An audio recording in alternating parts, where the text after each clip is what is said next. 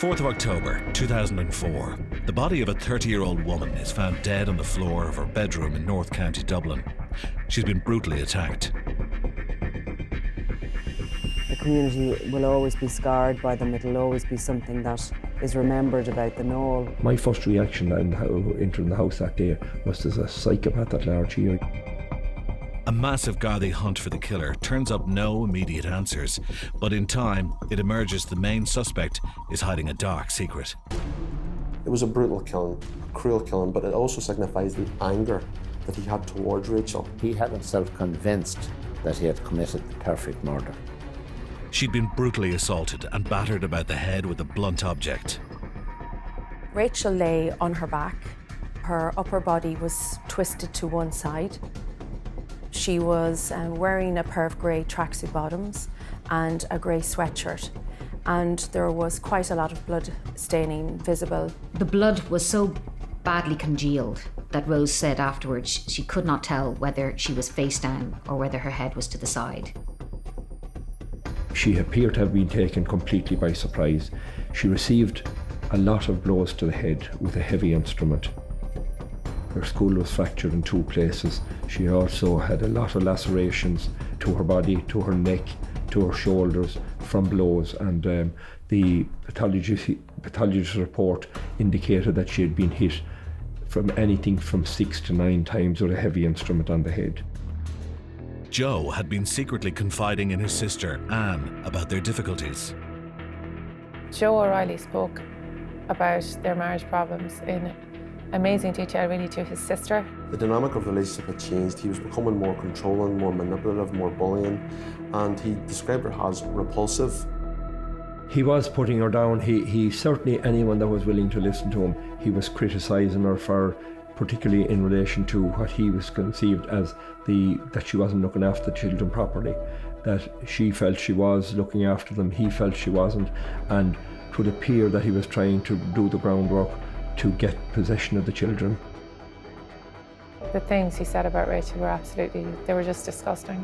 He really has stuck with me, actually, above anything, and that's it. Just the language he used to describe his wife was extremely cruel. It was actually grotesque slurs, really, on her. It was horrible.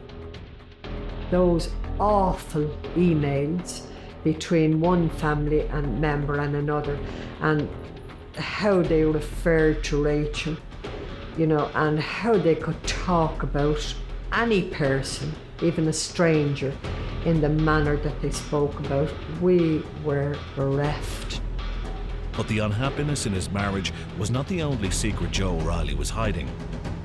And it was one which was soon to be uncovered. Joe continued to maintain his innocence, bizarrely appealing on television to the killer to confess. Why? Why Rachel? Why then? What did she do, in your opinion, to deserve this? Are you going to do it again? If you are, you need help. What you've done is wrong. You've taken away a very young life for no good reason. I feel I know you because you had to kill her.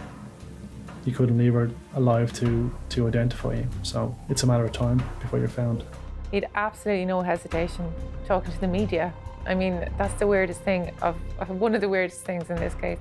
It's almost impossible to get people to talk to you in these kind of circumstances, but he almost revelled in it. He was accommodating. One of the more bizarre things was that he actually invited the media into the house and showed them where Rachel had been murdered. I mean, it's unheard of. In my entire career, I've never ever come across somebody behave that way. And when Joe, accompanied by Rose, appeared on The Late Late Show, the interest reached fever pitch. He was actually, seemed to be kind of enjoying it nearly. He was actually cracked jokes as well during it, which was just in itself just utterly bizarre. I mean, there's nothing funny about what they were on. They were appealing for information on the brutal killer of his wife, and yet he was making jokes about how, had he not proposed to her when he did, she would have thrown him off the top of the Eiffel Tower. It was just disrespectful almost. Joe's behaviour as well was something that fascinated people. I mean, here was this man who was coming out in The Late Late Show looking for help for finding her killer, and all the while he was the murderer. I suppose he didn't have horns, he didn't look like somebody that should have been a killer, and yet he had, in cold blood murdered his own wife. The case became one of the most publicised and most talked about murder cases in the history of the state, regularly featuring in the tabloids. Despite the attention, however, Joe O'Reilly remained at large and uncharged. He had himself convinced that he had committed the perfect murder, that he had left no stone unturned. In November 2006, however, it was deemed there was enough evidence to charge Joe with the murder and send him to stand trial before a jury of his peers. The court date was set for June 2007. The trial was almost a show, it was almost a play. It was of huge interest to the public and the media. There was queues outside the courtroom every day, something we probably hadn't seen since Catherine Nevin's trial. And, people battling to get in, to get a view of him, to have a little look at him, a little peek at him. It was to be one of the most emotional and dramatic trials ever witnessed in Ireland, largely due to the nature of the evidence that seemed to be revealed on a daily basis. As the trial went on, this picture emerged of a not-so-perfect marriage and of a very ambitious guy who was not so perfect. The story emerged of how he plotted to kill her and that he followed through with that. And a story emerged about how a guy nearly got away with murder.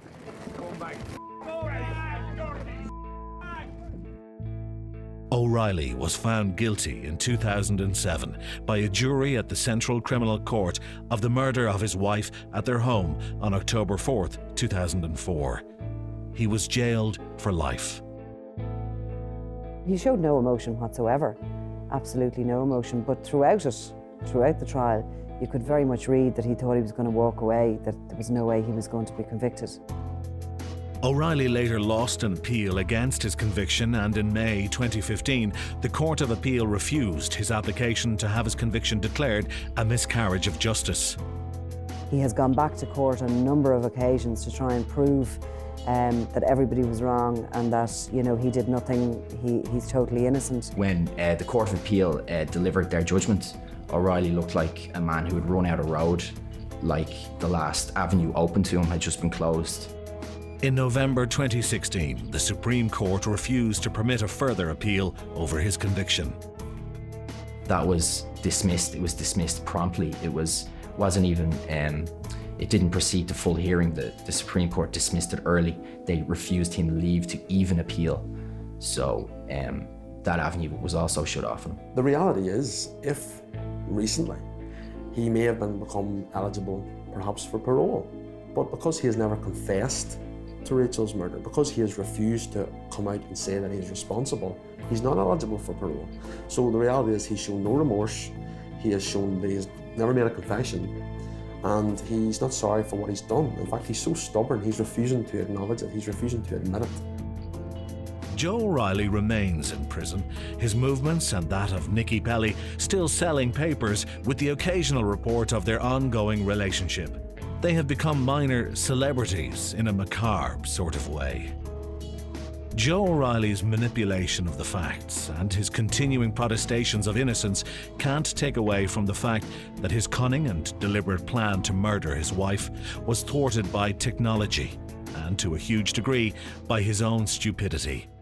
He has no remorse for what he's done, and he is a very convincing liar because we can still see that both his partner and his family believe that he's innocent. He is not one bit sorry for what he has done. He has never admitted responsibility for what he's done.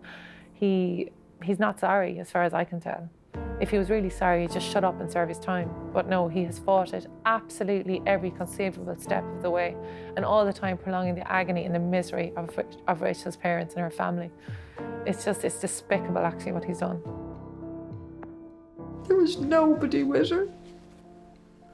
When I saw her, she had such a death on her own out there, and we didn't even know. Dreaming of many days gone by.